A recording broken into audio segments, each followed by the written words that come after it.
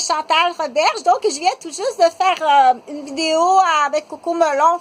J'ai retiré le costume de Coco Melon, mais derrière Coco Melon, il y a une leçon très importante à retenir. Non seulement une leçon, des devoirs et des corrections, et puis bien entendu l'application. Donc c'est des mots qui ressemblent beaucoup à la teinture à cheveux, et je pense que c'est une des façons les plus faciles pour commencer.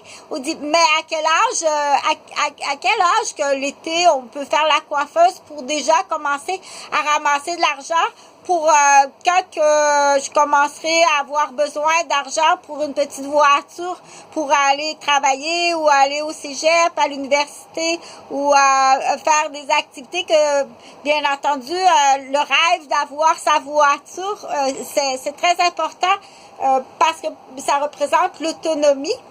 Et pour certains, ça représente non seulement l'autonomie de se déplacer, mais pour d'autres, ça va représenter un objectif, une nécessité de pouvoir aller ailleurs. Et pour d'autres, pouvoir se véhiculer, avoir sa voiture, ça a beaucoup ses raisons.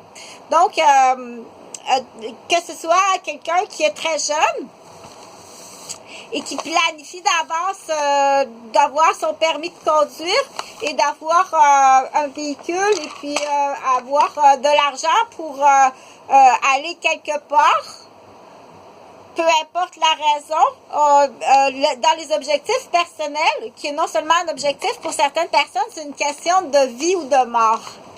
Donc, comme pour moi, c'est une question de vie et de mort. Donc, pour ceux qui ne me connaissent pas, je suis tenue en otage depuis plusieurs années, puis non seulement par un groupe, mais par plusieurs groupes, et parce que je suis tout simplement une infirmière en pédiatrie. Donc, bien entendu, tous ceux qui sont dans le groupe, parce qu'il y a vraiment un groupe d'assassins, puis malheureusement, il y a des personnes qui ont été tuées par erreur par des jobbers. Là, on s'en va dans les connaissances en droit, criminalité. C'est important de connaître le droit criminalité. Et spécifiquement, à quel âge que déjà tout petit, on commence à enseigner le droit et d'éduquer, d'enseigner c'est quoi qui est dangereux. C'est que le criminel, le maniaque, l'assassin, le voleur, le violeur, le tueur existe. Donc, à quel âge qu'un enfant doit connaître le danger et connaître les mots du danger, et ça, c'est enseigné. Il faut faire, bien entendu, c'est comme une teinture. Maintenant, mis à part dans un contexte spécifique, faire de l'enseignement à un enfant, c'est une profession qui est très précise et qui doit être premièrement protégée. Enlever toute source de danger. Enlève-moi toutes les sources de danger. C'est ton travail de le faire et non de le fabriquer, de mentir, de falsifier. Et puis, donc, la première des choses, c'est enlever toute source de danger. C'est comme dans n'importe quelle approche, tout ce qui est dangereux autour de quelqu'un, et surtout quand la personne, c'est un premier répondant, doit être enlevé. Après, on dit sécurisé. C'est facile, ça se fait en 2 heures. Mais pour l'instant, tu écoutes encore l'assassin. Tu as des oreilles, tes oreilles sont connectées avec tes fesses. Puis avec le porte-monnaie. OK? Donc, cette vidéo-là, je l'ai expliqué, mais ça ne sera pas sur cette vidéo-là. Donc, en fait, présentement, il est 14h25. Donc, qu'est-ce que j'ai parlé? J'ai parlé, c'est une question de vie ou de mort pour certaines personnes d'avoir un véhicule puis pouvoir aller ailleurs. Donc, dans les droits de la personne, parce que le droit est très intéressant, c'est vraiment, je t'assure, connaître le droit, c'est quelque chose qui est passionnant. Et les gens qui ont étudié le droit honnêtement, ceux qui sont honnêtes, équilibrés et en bonne santé, qui ont étudié le droit, c'est dans les plus belles professions, au même niveau qu'un médecin. Sauver des vies, que ce soit sauver des vies, une infirmière à l'urgence qui sauve des vies en réanimation, ou un médecin à l'urgence, réanimation, ou une infirmière qui sauve des vies. Je t'ai sauvé la vie. Tu es vivant grâce à moi. OK? Tu es vivante grâce à moi. Tu comprends-tu? Donc, dans cette absence-là, dans cette zone d'absence-là, il y a une éducation, mais il y a quelque chose qui dit faut faire attention, mais t'es vivant, grâce à moi, tu serais mort. J'invente rien.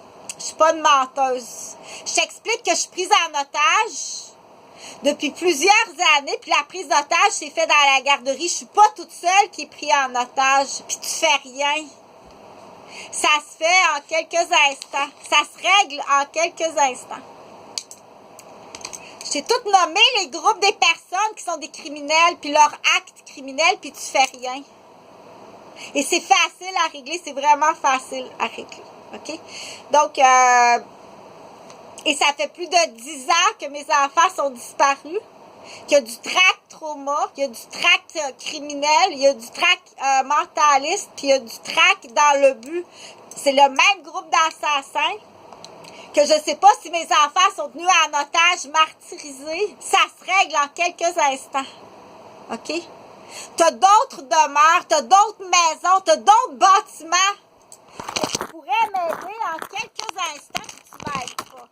Donc, il y a juste une réponse. Tu fais partie, à quelque part, d'une raison d'un groupe pour lesquels tu as quelque chose à cacher. Même si ce n'est pas le groupe principal de la prise d'otage en garderie, je l'ai expliqué. Comment se fait-il qu'il y a des gardiennes, des ECPE, des éducatrices? Dans mon cas, j'étais en congé de maternité, je suis infirmière en plus, qui sont tenues en otage. Il n'y a pas grand choix de réponse, là. OK? Donc, je l'ai expliqué souvent, mais je vais le réexpliquer. Les parents qui tiennent des gens en otage dans une garderie, habituellement, c'est qu'ils ont quelque chose de très grave, de très criminel, de très, très criminel à cacher, à faire taire, qu'il faut vraiment pas que ça se sache. Là, il faut expliquer, c'est non seulement l'infirmière qui a la garderie, mais ils vont le faire aux grands-parents. Faut pas que non plus que les grands-parents le sachent.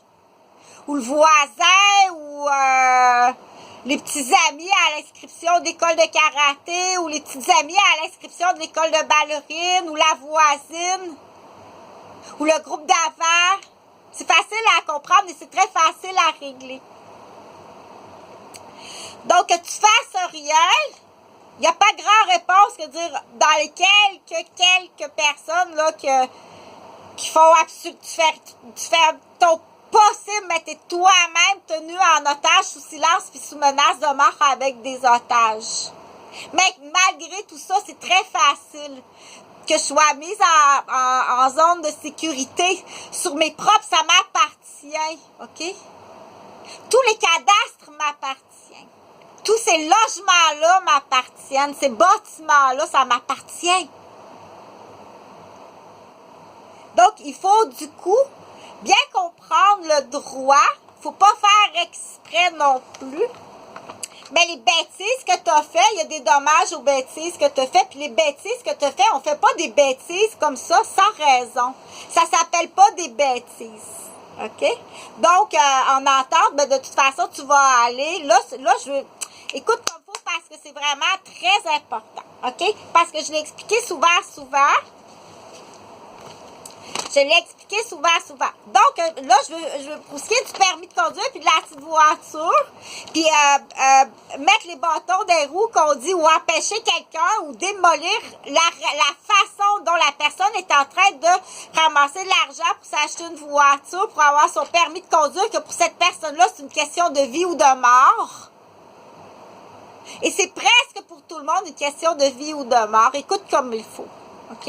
D'avoir sa voiture pour aller au cégep ou avoir sa voiture pour aller travailler. Si j'ai pas d'auto, je peux pas aller travailler. Y aller en autobus, dans certains secteurs, c'est impossible. Puis dans d'autres secteurs, ben, tu vas être cassé en 1000 miettes. Donc, c'est tous les Québécois, c'est toutes les sources. Ça, le procès du Québécois, il est fait. Est-ce qu'il y a quelqu'un qui va peser sur un piton? Non, mais au moins, il fait des moyennes puis des grandes surfaces. OK, faisant, ils ont commencé à en faire d'ailleurs. Donc, réfléchis comme il faut. Quand je te cible des assassins, un assassin, c'est un tueur. Ou c'est un contremaître, il fait faire par quelqu'un, par des jobbers. Il y en a plein les rues à Québec, des jobbers. Ils sont rendus vieux, puis ils sont niaiseux, fais-les parler. T'en reviendras pas. OK? Donc, c'est pas du coq à l'âne, pas du tout. Les vidéos que tu écoutes, c'est pas gratuit, ça va en pourcentage selon ton salaire. Si tu monopolises mes vidéos avec le discours, non seulement le discours, mais une des façons de te débarrasser de moi, on dit, ouais, mais on a se débarrasser de l'infirmière qui avait une garderie parce qu'elle sait trop de choses sur certaines familles. Il n'y a pas grand choix que de la tuer, de me tuer. Là, tu as manqué ton coup souvent, puis il y en a qui sont morts. De me vendre au médical, tu as manqué ton coup. Ça, c'est me vendre au médical. Il faut que tu me frappes la tête sur un mur de briques, il faut que tu m'empoisonnes parce que tu ne me vendras pas au médical comme ça. Tu es beaucoup plus criminel que qu'est-ce que tu penses d'avoir peut-être transporté de la drogue, fabriqué de la drogue, puis les dommages en lien à des poisons, les dommages en lien à des personnes tout autour qui ont eu des dommages de tes poisons. Entre autres, écoute comme il faut. Parce que c'est vraiment grave. Et ils sont au Québec parce qu'ils veulent closer les preuves, ils veulent closer les témoins, puis ils veulent closer le contrat. Et ce contrat-là, il est donné par les policiers. Donc, je suis allée à Cuba avec mon fiancé et d'ailleurs, j'étais enceinte. Il y avait des policiers, il y avait des contracteurs des jobbers, OK? Est-ce qu'ils arrivent de la garderie? Ceux-là? Il y en avait aussi des contracteurs parce que je suis contractée par les Roberges aussi, puis par les Gauvin, et je suis contractée par quelques gangs de la garderie, puis peut-être aussi en tant qu'infirmière à l'hôpital Maisonneuve, Rosemont, peut-être aussi. Ça peut arriver qu'il y ait eu un résident en médecine qui fait taire toutes les infirmières du 5e AB. Parce que ça va vraiment pas bien, les infirmières du 5e AB, ça va vraiment pas bien, OK? Donc, ou bien une patiente ou la raison, mais c'est là qu'on dit attention, OK? Tout on dit, va pas attirer le soupçon non plus, sois vraiment poli, gentil. Puis gentil, si t'attires le soupçon, c'est que t'as une raison. Donc, à Cuba, oui, il y a eu un empoisonnement, puis il y a eu une erreur d'empoisonnement. Et comme ici, il y en a eu des erreurs, il y en a eu des erreurs. Moi, je suis pas coupable de rien, je t'assure, je suis vraiment gentille, OK? Je suis une infirmière qui avait une garderie. Parce que j'ai aucune raison, il n'y a rien, puis invente pas ce qu'on appelle braconner quelqu'un. Arrête de me braconner. Tu as des chefs d'accusation plus graves d'essayer de me braconner puis monopoliser ma vie puis de me tenir en otage puis de me frapper la tête sur un mur de briques ou bien sur une trottoir de glace l'hiver ou la hanche ou quoi que ce soit, OK? Puis tu as d'autres chefs d'accusation de toute façon. Écoute comme faut parce que c'est important parce que les gens sont au sol ici, sont à Québec puis ils cherchent à savoir mais qu'est-ce qui s'est passé?